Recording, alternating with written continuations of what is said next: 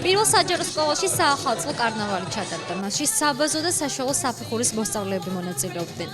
კარნავალი სკოლის მოსწავლეთა თვითმმართველობისა და კოორდინატორის აღმზრდელობით დარგში ირმა კეკელიძის ორგანიზებით ჩატარდა. მოსწავლეებმა საინტერესო მუსიკალური და საცეკვაო ნომრები წარმოადგინეს. მათ მოწვეულ სტუმრებს დამდეგი ახალი წერილი მიუწეს. ღონისძიებაში აქტიურად იყო ჩართული მშვიდობის კორპუსის მოხალისე პედაგოგი ლოგან სმიტი.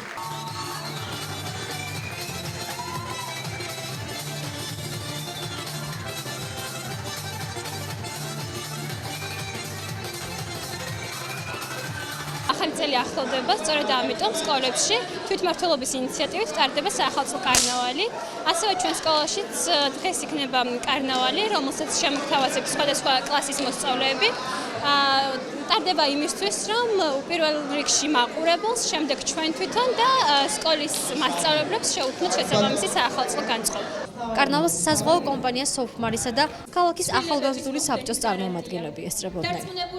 საზღვაო სააგენტო სოფმარი ულოცავს პირველ საშუალო სკოლას დამდეგ ახალ წელს და საზღვაო სააგენტო სოფმარის პირადად ბატონი ვახტანგ გალანიას დაფინანსებით მოვედით ბიბლუსის სასაჩუქრო ბარათებით და საჩუქრებით ყველაზე კარგი ნომრებისათვის. უკვე რამდენიმე დღეა ჩვენ სკოლაში ტარდება საახალწლო ღონისძიებები.